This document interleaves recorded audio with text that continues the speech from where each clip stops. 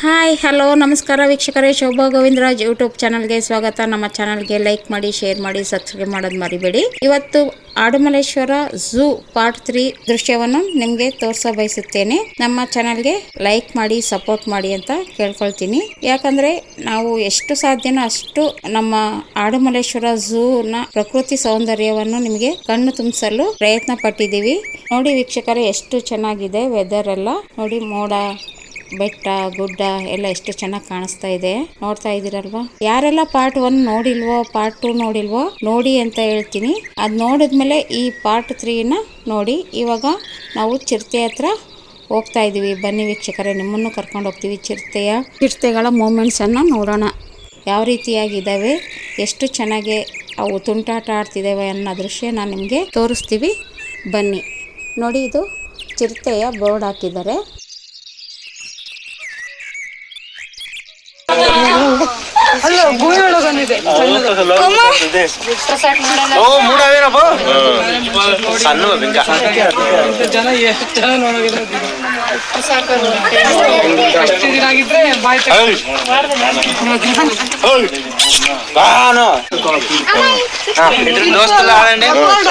ನೋಡ್ತಾ ಇದ್ದೀರಲ್ಲ ವೀಕ್ಷಕರೇ, ತುಂಬಾ ಜನ ಬಂದಿದ್ರು. ವಾಯ್ಸ್ ಎಲ್ಲ ಎಷ್ಟು ಕೇಳ್ತಾ ಇದೆ. ಆದರೆ ನಾವು ಚಿರತೆಯ ಮೂಮೆಂಟ್ಸ್ ಮಾತ್ರ ನಾವು ಕ್ಯಾಪ್ಚರ್ ಮಾಡಿದ್ದೀವಿ. ಯಾಕಂದರೆ ಜನರ ತೋರ್ಸಕ್ಕೆ ಹೋದರೆ ಇಷ್ಟೆಲ್ಲ ನಾವು ತೋರ್ಸಕ್ಕೆ ಆಗ್ತಾ ಇರಲಿಲ್ಲ. ಚಿರತೆ ನೋಡಿ ಎಷ್ಟು ಚೆನ್ನಾಗಿ ಆಟ ಆಡ್ತಿದ್ದಾವೆ ಅಂತಂದು ಹೇಳ್ಬಿಟ್ಟು, ಅದಕ್ಕೋಸ್ಕರ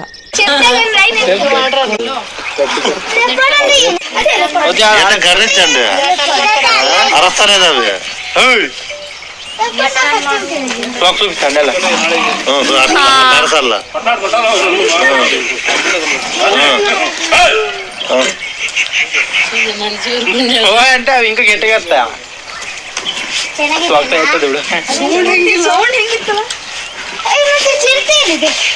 ಗೊತ್ತೇನ ಅದಕ್ಕೆ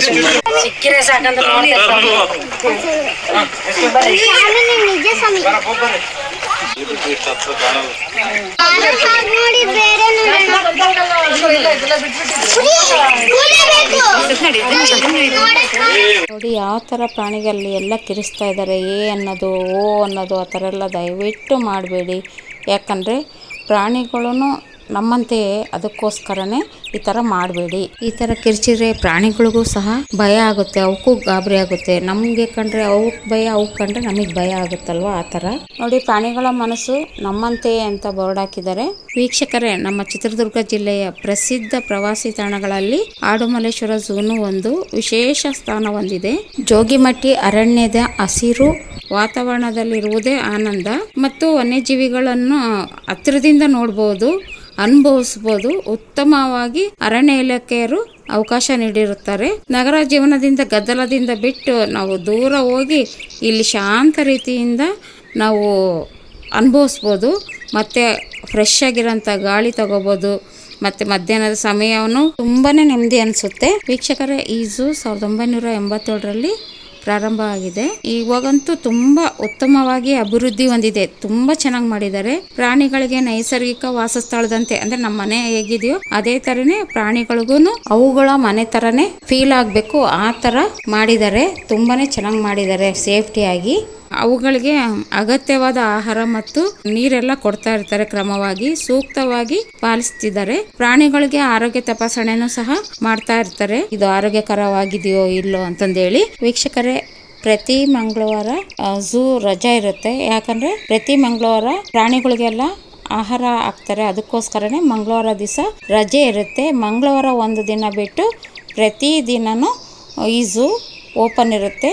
ಯಾರು ಬರೋರಿದ್ರೆ ನೋಡಿ ಈ ವಿಡಿಯೋದಲ್ಲಿ ಝೂ ಯಾವತ್ತು ರಜೆ ಇದೆ ಅಂತಂದೇಳಿ ನಿಮ್ಗೆ ಗೊತ್ತಾಗುತ್ತೆ.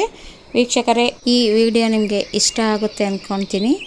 ಲೈಕ್ ಮಾಡಿ, ಶೇರ್ ಮಾಡಿ, ಸಬ್ಸ್ಕ್ರೈಬ್ ಮಾಡೋದು ಮರಿಬೇಡಿ. ಎಷ್ಟು ಚೆನ್ನಾಗಿದೆ ಈ ಝೂಗೆ ನೀವು ಭೇಟಿ ನೀಡಲೇಬೇಕು ಅಂತ ನಾನು ಕೇಳ್ಕೊಳ್ತೀನಿ. ಯಾಕಂದರೆ ಅಷ್ಟು ಚೆನ್ನಾಗಿದೆ ಈ ಝೂ. ನಮ್ಮ ಚಿತ್ರದುರ್ಗದ ದಕ್ಷಿಣ ಭಾಗದಲ್ಲಿದ್ದು ಸುಮಾರು 5 ಕಿಲೋಮೀಟರ್ ದೂರವಿದೆ.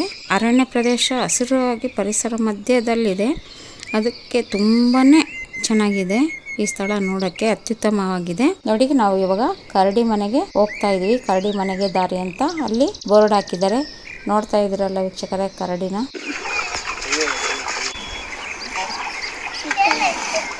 ಅಲ್ಲೈತಲ್ಲ ನೀರು ಕುಡಿತೈತೆ ನೋಡೋದು ಇಲ್ಲಿ ನೋಡಿ ಇಲ್ಲಿ ನೀರು ಕುಡಿತೈತೆ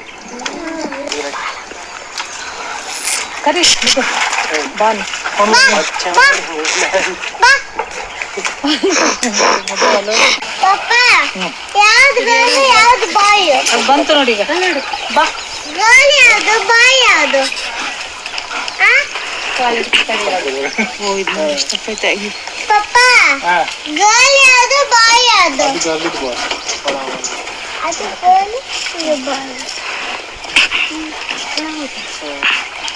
ಶೈನು ಪಾತ್ರೆ ನೀರು ಹಂಗೆ ಆಡೋದು ಪಾತ್ರೆ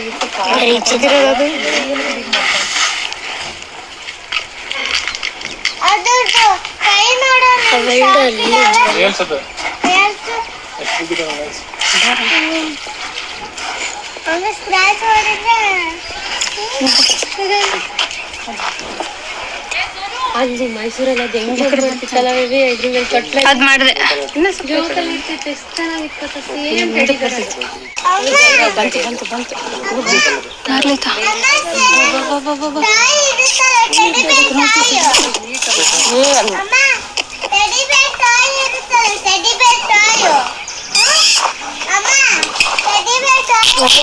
ಈ ಝೂ ಅಲ್ಲಿ ಸುರಕ್ಷಿತ ಕ್ರಮಗಳನ್ನು ತುಂಬಾ ಚೆನ್ನಾಗಿ ಕಟ್ಟುನಿಟ್ಟಾಗಿ ಪಾಲಿಸಿದ್ದಾರೆ. ಪ್ರಾಣಿಗಳ ಹತ್ತಿರ ಹೋಗದಂತೆ ಬೇಲಿ ಮತ್ತು ಸೂಚನಾ ಫಲಕಗಳನ್ನು ಹಾಕಿದ್ದಾರೆ. ಪ್ರವಾಸಿಗರು ಯಾರು ಝೂ ನೋಡಕ್ ಬಂದವ್ರಿಗೆ ನಿಯಮಗಳನ್ನು ಪಾಲಿಸುವಂತೆ ಮುಖ್ಯ ಬೋರ್ಡ್ಗಳನ್ನೆಲ್ಲ ಹಾಕಿದ್ದಾರೆ. ಏನಪ್ಪಾ ಅಂದ್ರೆ ಪ್ರಾಣಿಗಳಿಗೆ ಯಾವುದೇ ರೀತಿ ಆಹಾರ ಕೊಡಬಾರ್ದು. ಮಕ್ಳು ಯಾರು ಇದ್ಬಿಟ್ರೆ ಪ್ರಾಣಿಗೆ ಹಿಂಗೆ ಆಹಾರ ಎಸೆಯೋದು ಅಥವಾ ನೀರ್ ಎಸೆಯೋದು ಆತರ ಮಾಡಬಾರ್ದು. ಅವಕ್ಕೆ ಕಿರಿಕಿರಿ ಮಾಡೋದು.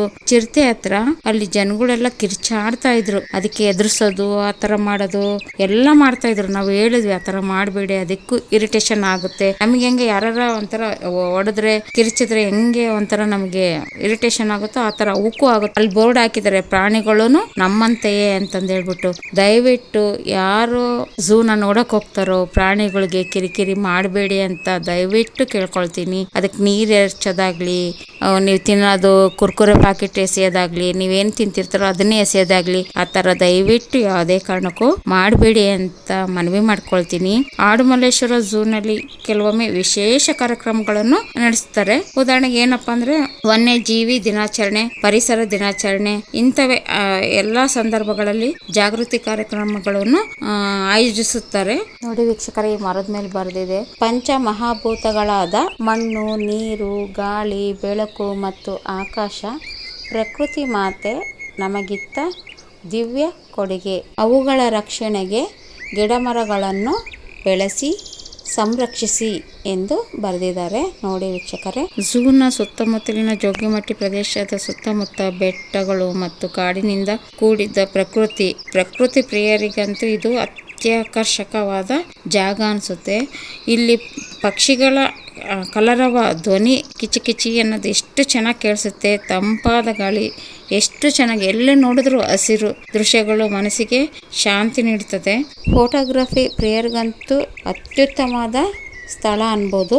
ನಿಮ್ಮ ಸ್ನೇಹಿತರನ್ನ, ಕುಟುಂಬದವ್ರನ್ನ ಮತ್ತು ಮಕ್ಕಳೊಂದಿಗೆ ಇಲ್ಲಿ ಕಾಲ ಕಳೆಯಕ್ಕೆ ತುಂಬಾನೇ ಸಂತೋಷ ಆಗುತ್ತೆ. ವಿಶೇಷವಾಗಿ ಮಕ್ಕಳಿಗೆ ಇದು ಒಂದು ಲರ್ನಿಂಗ್ ಎಕ್ಸ್ಪೀರಿಯನ್ಸ್ ಆಗಿ ಪುಸ್ತಕದಲ್ಲಿ ಓದಿದ ಪ್ರಾಣಿಗಳನ್ನು ನೇರವಾಗಿ ನೋಡ್ಬೋದು. ಅಷ್ಟು ಅವಕಾಶ ನೀಡಿದೆ ನಮ್ಮ ಚಿತ್ರದುರ್ಗ ಝೂನಲ್ಲಿ. ವೀಕ್ಷಕರೇ, ಝೂಗೆ ನೀವು ಬರಬೇಕಂದ್ರೆ ನೀರು, ಸ್ವಲ್ಪ ತಿಂಡಿ, ನಿಮಗೆ ಅವಶ್ಯಕತೆ ಇರ್ತಕ್ಕಂಥ ಆಹಾರಗಳನ್ನೆಲ್ಲ ತೆಗೆದುಕೊಂಡು ಬಂದರೆ ಉತ್ತಮವಾಗಿರುತ್ತದೆ. ಯಾಕಂದರೆ ಅಲ್ಲಿ ಹೋಟೆಲ್ ಸಣ್ಣದು ಇದೆ, ಇಲ್ಲ ಅಂತಲ್ಲ. ಅಲ್ಲಿ ಐಸ್ ಕ್ರೀಮು, ಟೀ, ಕಾಫಿ ಆ ಥರ ಸಿಗುತ್ತೆ, ಖಾರ ಮಂಡಕ್ಕಿ ಈ ಥರ ಎಲ್ಲ ಸಿಕ್ಕುತ್ತೆ. ಅದಕ್ಕೋಸ್ಕರ ಬೆಳಗ್ಗೆಯಿಂದ ನೀವು ಸಂಜೆವರೆಗೂ ನೀವು ತುಂಬಾ ಎಂಜಾಯ್ ಮಾಡಿ ಹೊರಗಡೆ ಬರ್ಬೋದು ಅಂತ ಹೇಳ್ತೀನಿ. ಮಳೆಗಾಲದಲ್ಲಿ ಹಸಿರು ವಾತಾವರಣ ಭಾಳ ಚೆನ್ನಾಗಿರುತ್ತೆ. ಮಳೆಗಾಲದಲ್ಲಿ ಬಂದರೆ ಅಂತೂ ಇನ್ನೂ ಚೆನ್ನಾಗಿರುತ್ತೆ. ಒಟ್ಟಾರೆ ಆಡುಮಲ್ಲೇಶ್ವರ ಝೂ ಹೇಳ್ಬೇಕಂದ್ರೆ ಇಲ್ಲೇ ನಾವು ಎಷ್ಟು ಪ್ರಕೃತಿನ ಎಷ್ಟು ಕಣ್ತುಂಬಿಸ್ಕೋಬೋದು ಅಷ್ಟು ಕಣ್ತುಂಬಿಸ್ಕೋಬೋದು. ಶಿಕ್ಷಣ ಮತ್ತು ಮನೋರಂಜನೆಗೆ ಸಂಯೋಜನೆಯಾಗಿ ಇಲ್ಲಿ ಭೇಟಿ ನೀಡುವ ಪ್ರತಿಯೊಬ್ಬರೂ ಹೊಸ ಅನುಭವವನ್ನು ನಾವು ಅನುಭವಿಸಿ ಹೊರಗಡೆ ಬರ್ಬೋದು. ವೀಕ್ಷಕರೇ, ಇತ್ತೀಚಿನ ದಿನಗಳಲ್ಲಿ ವನ್ಯಜೀವಿಗಳು ಕಣ್ಮರೆಯಾಗ್ತಿದ್ದಾವೆ. ಚಿರತೆಗಳಂತೂ ತುಂಬ ಕಡಿಮೆ ಆಗಿದ್ದಾವೆ. ಹುಲಿನೂ ಅಷ್ಟೇ ಎಲ್ಲ ಪ್ರಾಣಿಗಳು ಕಡಿಮೆ ಆಗ್ತಿದ್ದಾವೆ. ಅದೇ ಥರ ಅದಕ್ಕೋಸ್ಕರ ಝೂಗಳಲ್ಲಿ ಆ ಹುಲಿ, ಸಿಂಹ, ಚಿರತೆಗಳನ್ನು ಸಂರಕ್ಷಣೆ ಮಾಡಿ ಝೂ ಥರ ಮಾಡಿದ್ದಾರೆ. ಅದಕ್ಕೆ ನಾವೇನು ಮಾಡಬೇಕು, ಝೂನಲ್ಲಿ ಪ್ರಾಣಿಗಳಿಗೆ ಯಾವುದೇ ತೊಂದರೆ ಕೊಡದ ರೀತಿಯಲ್ಲಿ ನಾವು ಸಹಕರಿಸಬೇಕು. ಅರಣ್ಯಾಧಿಕಾರಿಗಳಂತೂ ಜೀವ ಭಯ ಬಿಟ್ಟು ಅವರು ನಮಗೆಲ್ಲ ಇಷ್ಟು ಖುಷಿ ಪಡುವಾಗಿ ಅಷ್ಟು ಚೆನ್ನಾಗಿ ನೋಡಿಕೊಂಡು ಎಲ್ಲ ನಮಗೆ ಸಂತೋಷ ಪಟ್ಕೊಂಡು ನಾವು ಬರ್ತೀವಿ. ಅವ್ರ ಜೀವ ಭಯದಿಂದ ಏನಾಗುತ್ತೋ ಏನೋ ಅಂತಂದೇಳಿ ಪಾಪ ಅವರು ಎಷ್ಟು ಕಾಡಲ್ಲೇ ಇರ್ತಾರೆ. ಆ ಪ್ರಾಣಿಗಳು ನೋಡಿಕೊಂಡು ಅಲ್ಲಿ ಕೆಲಸ ಮಾಡೋರಿಗೆಲ್ಲರಿಗೂ ತುಂಬ ಹೃದಯದ ಧನ್ಯವಾದ ತಿಳಿಸ್ತೀನಿ ನಮ್ಮ ಚಾನಲಿಂದ. ಚಿತ್ರದುರ್ಗಕ್ಕೆ ಬಂದರೆ ಈ ಸುಂದರವಾದ ಜಾಗವನ್ನು ತಪ್ಪದೇ ಭೇಟಿ ಮಾಡಿ ನೋಡ್ಕೊಳ್ಳಿ. ಇಲ್ಲಿ ಇನ್ನೂ ಹಲವಾರು ಜಾಗಗಳಿದ್ದಾವೆ, ನೀವು ನೋಡಿಕೊಂಡು ಹೊರಗಡೆ ಬರ್ಬೋದು. ವೀಕ್ಷಕರೇ, ನಾವು ಇಷ್ಟು ನೋಡಿ ನಿಮಗೆ ಇಷ್ಟೆಲ್ಲ ಮಾಹಿತಿ ಕೊಟ್ಟಿದ್ದೀವಿ ನಮ್ಮ ಚಾನಲ್ಗೆ. ಈ ವಿಡಿಯೋಗೆ ಪಾರ್ಟ್ 1, ಪಾರ್ಟ್ 2, ಇದು ಪಾರ್ಟ್ 3 ನೋಡಿ ಆನಂದಿಸಿ. ನಮಗೆ ಲೈಕ್ ಮಾಡಿ, ಶೇರ್ ಮಾಡಿ, ಕಮೆಂಟ್ ಹಾಕಿ, ಸಬ್ಸ್ಕ್ರೈಬ್ ಮಾಡೋದು ಮಾತ್ರ ಮರಿಬೇಡಿ. ಯಾಕಂದರೆ ನಮಗೆ ಸಾಧ್ಯವಾದಷ್ಟು ಎಷ್ಟು ನಮಗೆ ಸಾಧ್ಯ ಆಗುತ್ತೋ ಅಷ್ಟು ನಾವು ಈ ಒಂದು ದಿನದಲ್ಲಿ ವಿಡಿಯೋ ಮಾಡಿ ನಿಮಗೂ ಸಹ ಆನಂದ ನೀಡಬೇಕು, ಇಲ್ಲಿಗೆ ಬರಬೇಕು ಅನ್ನೋದು ನಿಮಗೂ ಸಹ ಗೊತ್ತಾಗುತ್ತೆ. ಆ ಥರ ಆಗಿ ನಾವು ವಿಡಿಯೋ ಮಾಡಿದ್ದೀವಿ ವೀಕ್ಷಕರೇ. ನೀವು ಲೈಕ್ ಮಾಡಿ, ಶೇರ್ ಮಾಡಿ, ಸಬ್ಸ್ಕ್ರೈಬ್ ಮಾಡೋದು ಮರಿಬೇಡಿ ಅಂತ ಹೇಳ್ತೀನಿ. ಈ ಝೂಗೆ ಖಂಡಿತವಾಗೂ ನೀವು ಮಕ್ಕಳು ಕರ್ಕೊಂಬಂದು ನೀವು ಭೇಟಿ ನೀಡಲೇಬೇಕು ಅಂತ ನಾನು ಕೇಳ್ಕೊಳ್ತೀನಿ. ಯಾಕಂದರೆ ಅಷ್ಟು ಚೆನ್ನಾಗಿದೆ. ನೋಡಿದ್ರಲ್ಲ ನೀವು ವಿಡಿಯೋದಲ್ಲೇ ಇಷ್ಟು ಚೆನ್ನಾಗಿ ಕಾಣಿಸುತ್ತೆ ಅಂದರೆ ಇನ್ನೂ ನಾವು ಡೈರೆಕ್ಟಾಗಿ ನೋಡಿದ್ರೆ ಇನ್ನೂ ಚೆನ್ನಾಗಿ ಅನಿಸುತ್ತೆ. ಅದಕ್ಕೋಸ್ಕರನೇ ನಾನು ಹೇಳ್ತಾ ಇರೋದು.